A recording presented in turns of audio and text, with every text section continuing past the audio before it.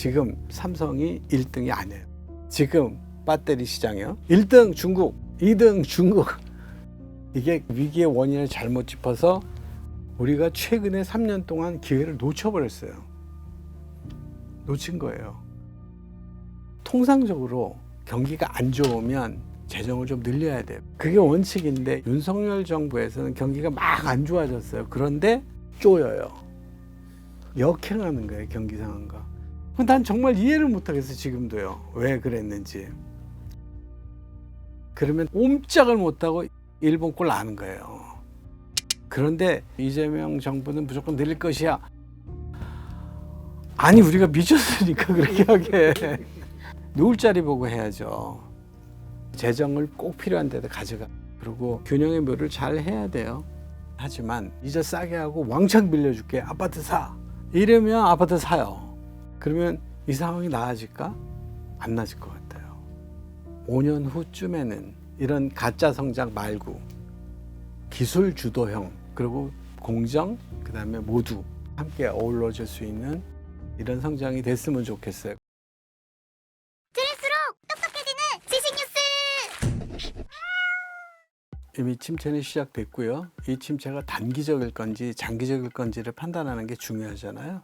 마이너스 0.2%에 놀라서 이제 우리가 침체가 왔냐라고 얘기는 하지만 장기적인 우리 경제의 체력을 측정하는 도구가 하나 있어요. 그게 잠재 성장률이라고 부르는 도구예요. 2000년대까지는 우리 잠재 성장률이 한 2% 정도는 충분히 잡혔었어요. 근데 지금 한국의 잠재 성장률을 많이 잡는 사람들은 한 0.6%, 0.7%, 좀 야박하게 잡는 사람들은 빵점 이렇게 잡아요. 그러니까 이미 우리는 장기 침체에 들어섰어요. 지금 거의 절망 상태에 가깝다고 봐도 좋아요. 작년도 경제 성장률이 2%가 됐지만 그 내용을 들여다보면 형편없어요. 겨우 수출 쪽에 반도체라든가 이런 쪽이 좀 살아남았고 나머지는 형편없는 거예요. 우리 다 삼성 다닐 수는 없잖아요. 삼성 아닌데 다니는 사람들이 훨씬 많잖아요. 그러니까 경제가 고르게 이렇게 쭉 해야지 튼튼한 건데, 그런데 그렇지 않고 한쪽 부분만 좀 넣고 나머지는 다 안 좋아진 거예요. 아마도 올해 2, 4분기나 그 뒤에 좋아질 거냐? 가능성이 별로 없습니다. 미안한 얘기지만 내년에 좋아질 거냐? 모릅니다. 안 좋을 것 같아요. 지금 현재 대한민국의 가장 심각한 문제는 경제를 살리는 겁니다. 경제를 회복해야 돼요, 반드시. 그래야 희망이 생깁니다. 지금 현재 민주연구원장으로 있고요. 민주당 대선 공약을 전체적으로 핸들링하고 있는 그런 위치에 있습니다. 우리가 경기 침체를 얘기할 때는 보통 두 분기 연속으로 해서 경기가 나빠질 때를 경기 침체라고 말하는데, 요렇게 안 좋은 게 아니라 이렇게 안 좋아지니까 이미 우리는 경기 침체기에 들어서 있고, 그것도 아주 심각한 경기 침체기에 들어서 있고, 그 다음에 단기적으로 이거를 회복하기가 매우 어려운 구조 속에 있다. 이렇게 하는 게 정직한 대답일 거라고 생각해요. 일반 서민들이 느끼기에 0%대 성장률이라 하면 어떤 느낌으로 오는지. 좋은 질문이시고요. 저는 희망을 찾고 싶어요, 사실은요. 여러분들한테 그래서 온 거예요. 그러니까 이제 성장이 왜 중요한 거냐 하면, 성장이 늘어나야지만 새로운 성장에 따라서 일자리가 생겨나요. 그렇기 때문에 성장이 정체가 되면 일자리가 새로 안 생기는 듯하는 뜻이에요. 일자리가 새로 안 생기면 지금 일자리에 있던 사람이 한꺼번에 싹 올라가지 않는 한 새로 들어온 사람이 어디로 가겠어요? 대학 졸업한, 고등학교 졸업한 청년들이 어디로 가냐고요. 일자리가 있어야 갈 거 아니에요. 성장이 정체된다는 거는 새로 경제에 참여하고 들어가기가 무지무지하게 어려워진다는 뜻을 의미하거든요.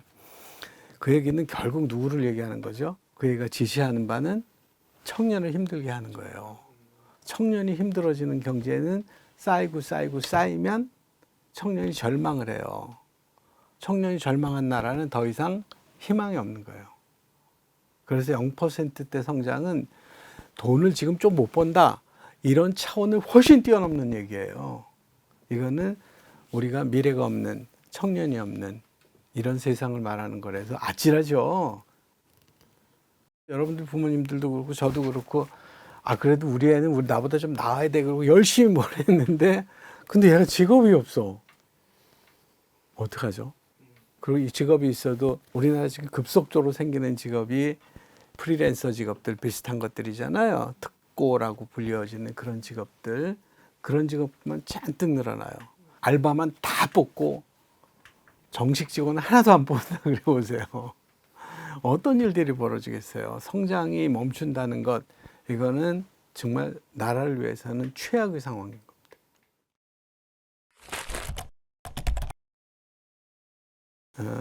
다들 그런 경험, 체력장 경험 있으시죠? 매달리기 오래 하는 거 하죠. 여기 턱까지 갔다라고 하면 버텨야 되는데 못 버티고 툭 떨어져요. 제일 억울한 게 뭐냐면 가가지고 딱 대자마자 뚝 떨어지면 억울하잖아요. 우리는 지금 열심히 노력하셨어요. 그죠? 그래서 이제 선진국 문턱에 와 있는 거예요. 우리가 지금 선진국이라고 얘기하지만 선진국이라고 딱 말하기에는 좀 낯간지러운 데가 있는 그런 나라예요. 솔직히 말하면. 이제 선진국의 문을 조금 열고 들여다보고 있는, 들어가야 되는 이런 상황 속에서 우리가 선진국 지위를 유지를 하고 이래야 되는데 여기서 만약에 선진국 지위를 유지를 못 하잖아요. 체력장 이렇게 하고 있다가 버텨야 되는데 못 버티고 떨어지잖아요. 그러면 다시 붙들고 다시 할래라고 하지만 될까요? 힘 빠져가지고 못하죠. 역사적인 경험이 그래요. 선진국 문턱에서 놓쳤다 그러면 이거는 한 발짝 뒤로 갔다가 다시 힘내서 올라가는 게 아니라 떨어지면 그냥 주르륵 밀려가지고 돌이킬 수 없는 상황이 늘 벌어지는 거예요. 정말 이거를 바꾸지 않는다면 이 문제들은 심각해지는 거예요. 사실 윤석열 정부가 나타날 때 그 무렵이 시작을 했어야 되는 어떤 전환점이었어요. 지난번 대선 때가. 그래서 저는 그때도 정책을 맡고 있었는데 그래서 그때를 우리 캠프 전체를 대전환 캠프라고 이름 붙였어요. 뭔가 전환을 이제 해야 된다. 근데 그때는 절박한 느낌이 조금 덜 했었어요. 윤석열 정부가 했어야 되는데 못해서 이게 지체가 된 거잖아요. 우리가 최근에 3년 동안 기회를 놓쳐버렸어요. 놓친 거예요. 지금 3년이 얼마나 늦은지를 얘기하자면 이러면 돼요. 3년 전에는 삼성 핸드폰이 전 세계에서 따라올 자가 없었어요. 삼성에서 접는 핸드폰 딱 만들었을 때 우리도 막 할 수 있어 라고 여러 회사에서 했어요. 그랬더니 딱 접근했더니 막 우글쭈글 된다든가 몇 번 했더니 분질러진다든가 이런 일이 벌어졌던 기억하세요? 그런데 지금 삼성에 딱 접는 폰, 삼성이 1등이 아니에요. 어떤 기술에 있어서도, 그 요소 기술에 있어서도. 삼성은 이미 많은 부분에 있어서 추격자를 만났고 어떤 부분에 있어서 막 추격을 당한 거예요. 3년에 있었던 일이에요. 3년 안에요. 그 다음에 3년 전에는 우리나라가 배터리 시장에서 따라올 자가 없었어요. 1등 대한민국, 2등 대한민국, 3등 대한민국 이렇게 돼 있었어요. 지금 배터리 시장이요. 자동차 배터리 이런 것들이잖아요. 특히 2차 전지를 말하는 거예요. 1등 중국, 2등 중국 이렇게 돼버렸어요. 그리고 반도체 1등 삼성, 2등 하이닉스 이랬어요. 나머지 뭐 보이지도 않네 뭐 이랬었어요. 그런데 지금은 삼성이 반도체, 특히 주문형 반도체에 있어서는 따라갈 수조차 없게 된 건 아닌가 하고 걱정할 정도예요. 3년이 짧은 것 같죠? 엄청나게 길어요. 그래서 걱정인 거죠. 우리는 이제 엄청나게 중요한 시절, 선진국의 문턱에 와 있는데 밀리면 큰일 나는데 지금 우리가 허송세월을 3년을 한 거예요. 위기를 느끼고 더 빨리 갔어야 되는 건데 허송세월에서 위기의 원인을 잘못 짚어서 위기가 더 커진 거예요. 지금 좀 나아지긴 했지만 지난번에 12월 3일 이후 전 세계가 대한민국을 무지하게 위험하게 봤던 거잖아요. 그러니까 주식은 폭락하고 환율은 폭등하고 이런 일들이 벌어진 거였어요. 그리고 경제성장은 깔아앉고 이게 이제 최종적으로 지난 정부에서 그런 일이 벌어졌던 건데 그러니까 성장을 이제 말하지 않으면 안 될 시기가 온 게 윤석열 정부가 해야 될 일을 안 했어요. 그러니까 우리라도 해야 돼요. 우리는 그 절박성을 알거든요. 안타깝지만 집권 여당이 사실 2, 3년 동안 허송세월을 하는 바람에 경제적 토대가 무너지고 있다 네. 이렇게 말할 정도로 경제 상황이 악화돼서 경제 상황이 악화되면 분배 복지를 얘기하는 게 배부른 소리가 돼요. 네. 성장을 해야 나눌 거 아닙니까? 무슨 경제가 살아야 무슨 민생도 사는 거죠. 그래서 그때보다도 좀 더 분명해졌기 때문에 이번에는 이제 많은 것들이 조금 더 분명하게 제시를 하는데 그 중에 한 가지는 모든 선진국은 공통점이 하나 있어요. 맨 처음에 나간 나라를 빼고는 나머지는 열심히 다 모방을 해요. 영국이 막 앞서 나갔을 때 프랑스가 막 모방을 했고요. 독일이 막 따라서 모방을 했어요. 우리도 그랬어요, 사실은요. 우리는 그처럼 일본을 뺏긴 적이 있어요. 우리가 잘하는 과정에서. 그 다음에 또 영어를 좀 하게 됐을 때 미국 것도 많이 뺏겼어요. 반도체도 뺏겼고 자동차도 뺏겼고 뭐 배 만드는 것도 뺏겼고 많이 뺏겼어요. 우리 모방을 한 거예요. 그죠?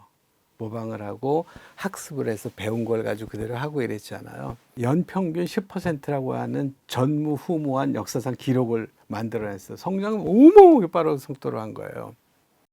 그랬는데 어떤 순간에 그것들이 어려워진 거예요. 모방의 끝에는 한계가 좀 있는 것 같아요. 그래서 그때부터는 모방 대신 무엇을 해야 된다고요? 창조를 해야 되는 거예요. 지금 AI가 그런 측면이에요. 지금은 기술 개발이 90점짜리 기술이 있고 80점짜리 기술이 있고 이렇게 되지가 않았어요.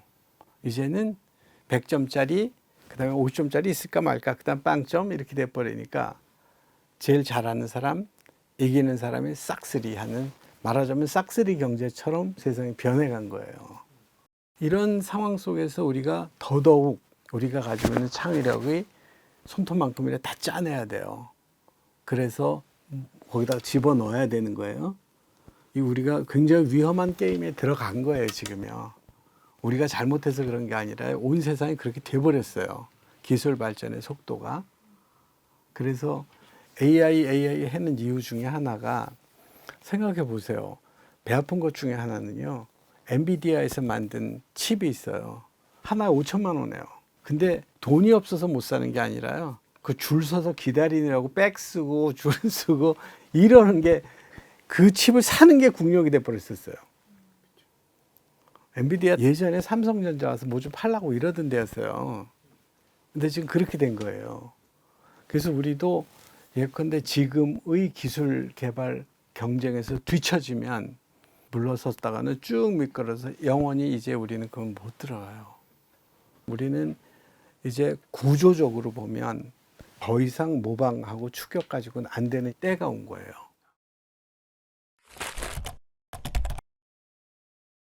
무디스가 미국의 정부 부채랑 이제 재정 적자 때문에 신용 등급을 한 단계 강등했잖아요. 맞아요. 그러면 또 이제 관심이 갈 수밖에 없는 게 우리나라 재정 상황은 또 어떤가인데. 우선 재정이라는 걸 좀 이해를 해야 되는데요. 재정이라는 거는 국민들로부터 돈을 걷고 그 돈을 쓰고 이러는 거 합쳐서 이제 예산과 지출 이렇게 말하는 거를 이제 재정이라 그래요. 가정경제하고 재정은 상당히 달라요. 가정경제는 빚이 있으면 반드시 갚아야 되잖아요. 못 갚으면 차압 들어오고 막 그러죠. 정부는 빚이 좀 있어도 사실 그렇게 쪼르는 사람이 없어요. 빚을 어디 가서 내냐? 한국은행에 빚을 내요. 그러니까 국채를 발행하고 또 국민들로부터 하기도 하고요. 그래서 정부 부채는 가정 부채하고는 조금 달라요. 그럼에도 불구하고 부채는 부채예요. 그죠? 부채가 많다는 거는 좋은 게 아니에요. 왜냐면 이자를 줘야 되잖아요.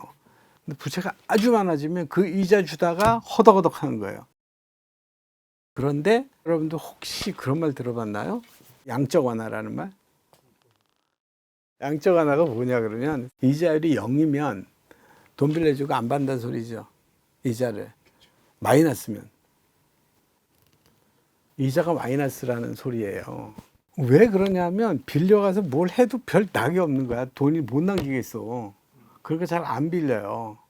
그러니까 경제가 이자를 안 내도 되니까 막 빌려가지고 뭘 해가지고 더 떼돈을 벌어야지 이 생각을 못하는 경제가 된 거예요.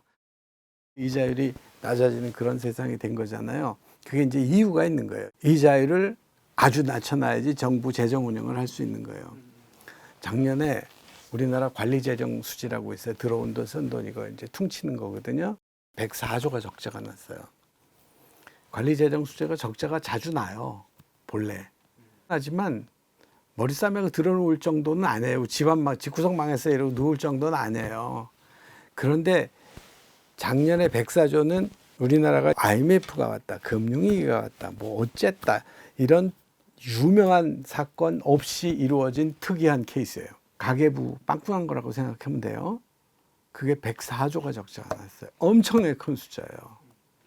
올해는 좋아질까? 아닐 거예요. 정부가 쓰는 돈은 멋대로 쓰는 돈이 아니라 월급 줘야지 뭐 다 정해져 있잖아요. 걷는 돈은 국민들한테 걷어야 되잖아요. 근데 사업이 안 되면 세금 못 걷잖아요. 이 상황이 나아질까? 안 나아질 것 같아요. 그러면 이제 어떻게 해야 되냐?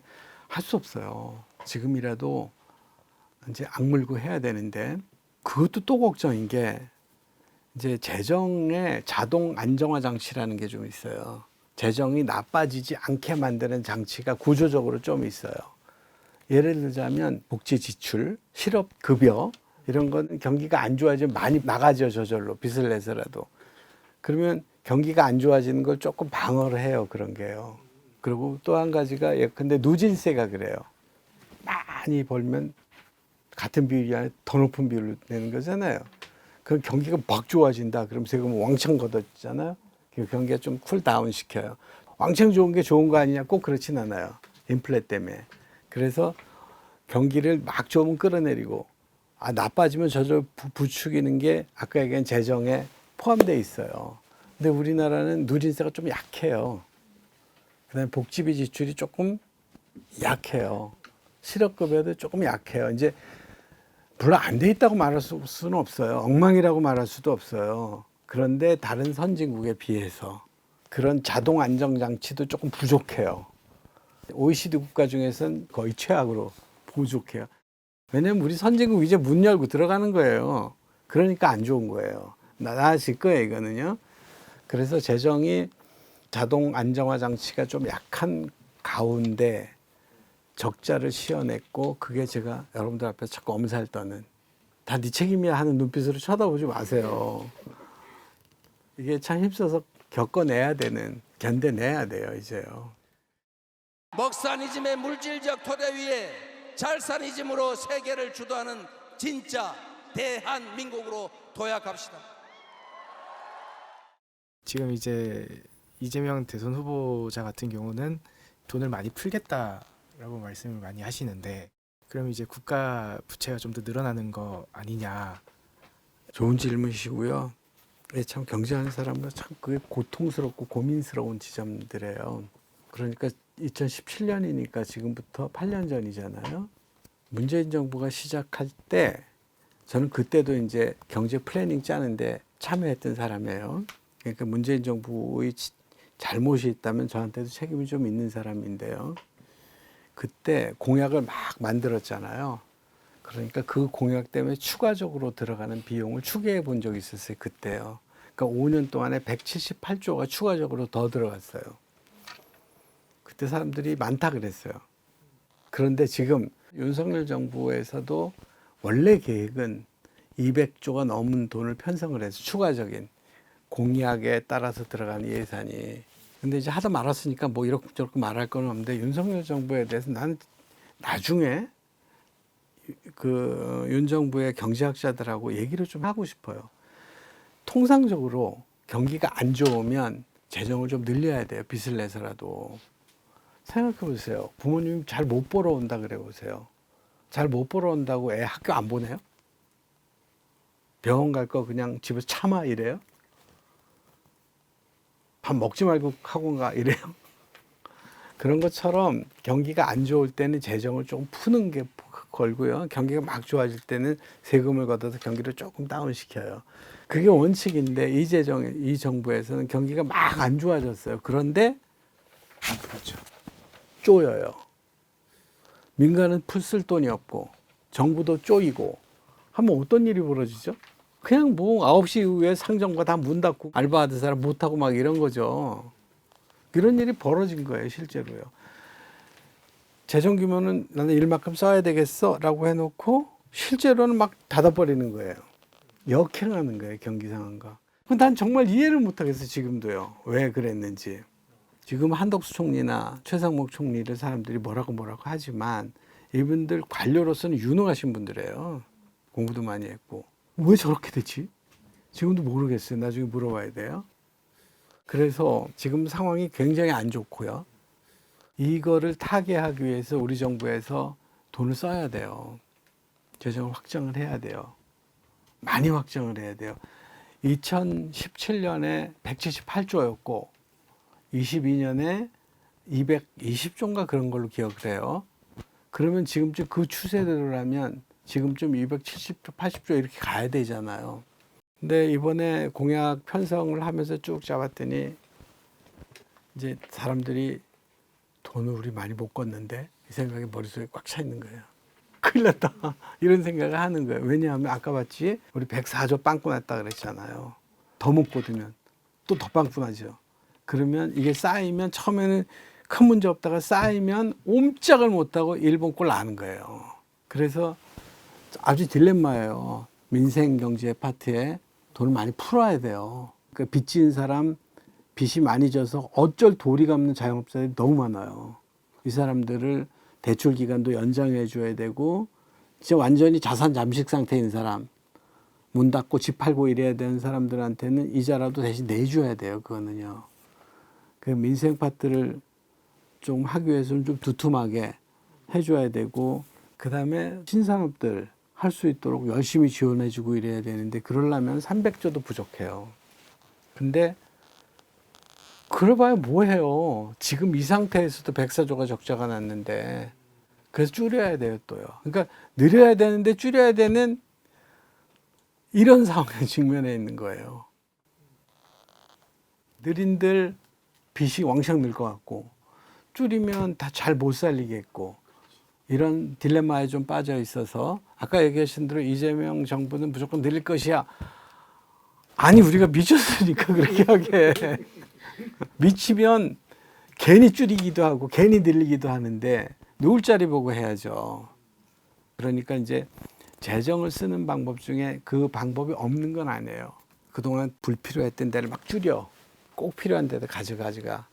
그러니까 예컨대 뭐 집에서 과일 많이 먹던 거 줄여. 대신 애 학원비 조금 더 좋은 데를 보내. 이런 식으로 지출 구조 조정이라 그래요. 세입 조정은 어려우니까 지출 구조 조정이라도 하자. 그 다음에 정말 안 좋으면 꼭 해야 되는데 돈이 없다 그러면 채권 발행, 국채 발행을 해야 돼요. 그렇게 되어야 되는데 이제 진짜 큰 부분, 세금이 왕창 들어가지고 해야 되는 부분 이게 안 되는 거죠. 그래서 그런 균형의 묘를 잘 해야 돼요. 그런 점에서 너무 걱정하지 마세요. 너무 실망하지 마세요. 우리 민생 부분에 대해서 우리가 할 수 있는 걸 다 할 거예요. 네, 민생 줄이지 않을 거예요.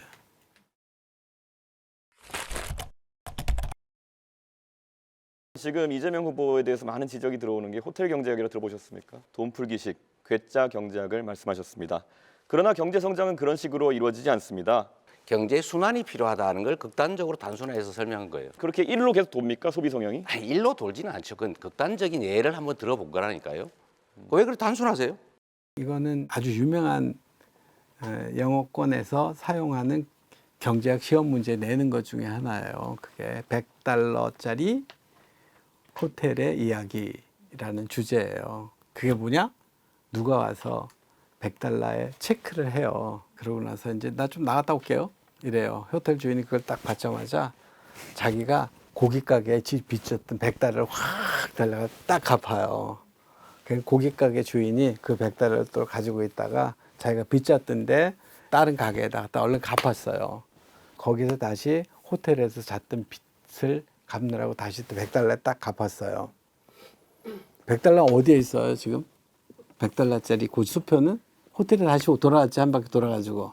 근데 느닷없이 예약을 하기로 했던 사람이 뜨거워가지고 나 안 잘래, 맘 변해서 갈래 하고 다시 받아가서 갚버렸어. 그러면 그 주인 손에 있던 $100는 그 여행객 손으로 들어가고 실제로는 아무 일도 안 일어났죠. 그러나 생각해 보세요. 그 마을에 있던 부채는 싹 청산됐죠. 그렇죠. 그게 원래의 이야기예요.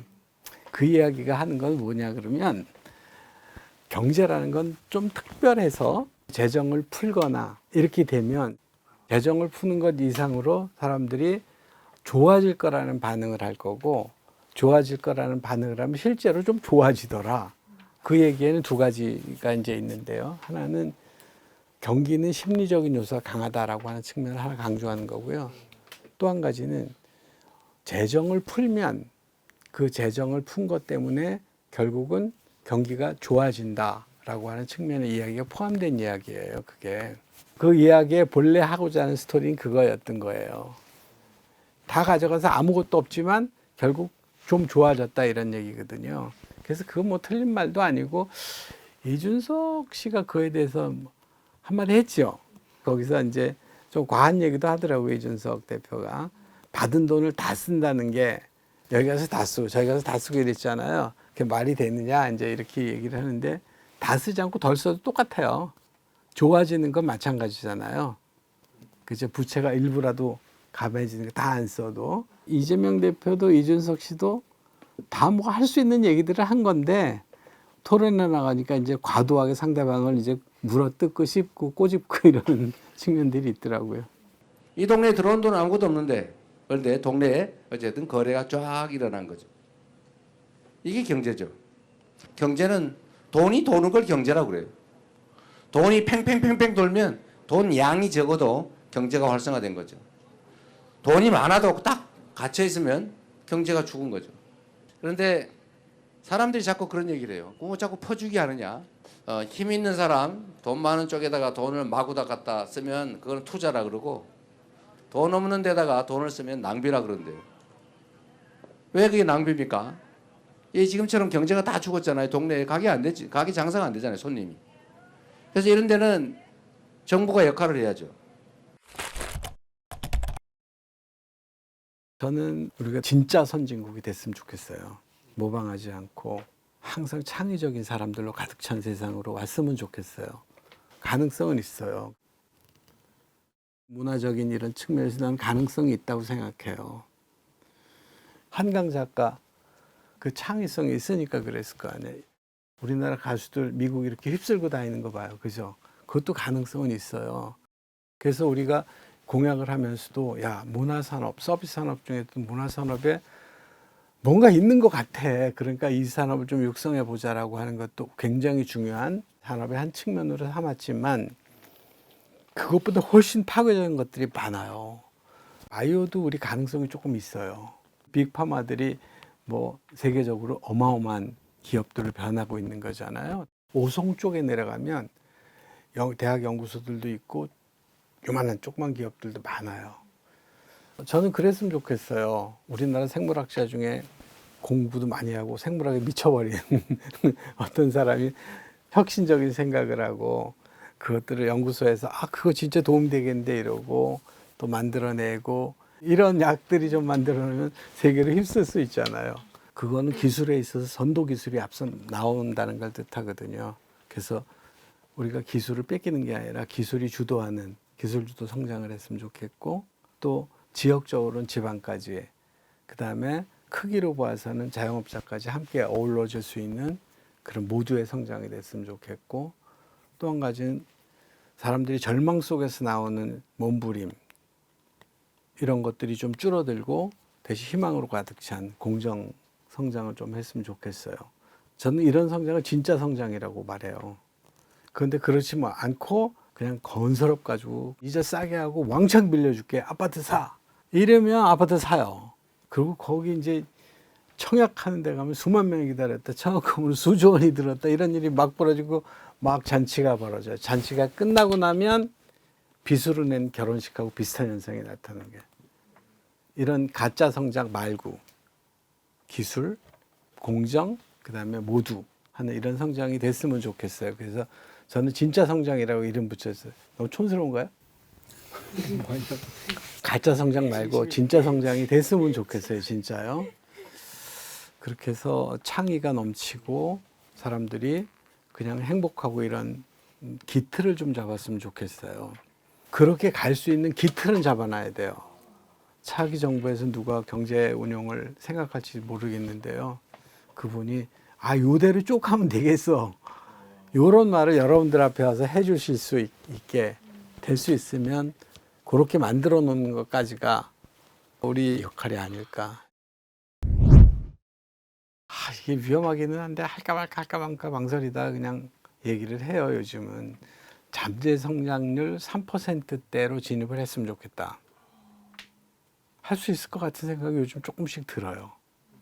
그다음에 우리가 지금 많은 부분들에서 5위 안에 드는 게 많아요. 10위 안에 대부분 다 들어갔고요. 거의 다. 그래서 그 소프트 파워 그리고 뭔가 실제로 만들어내고 이러는 하드 파워 종합 국력이 한 온 세상에서 5위쯤 됐으면 좋겠다. 가능성이 있을 것 같아요. 그럴 수 있는 정책들을 꼭지들을 많이 이제 만들어 교육도 짜야 되고 뭐 또 해야 되고 다 해야 되는 거는 할 거예요. 그 준비도 많이 해놨고요. 분명히 여러분들 때문에 하나일 수 있을 거라고 저는 확신합니다. 교양이를 부탁해. 여기까지입니다. 고맙습니다.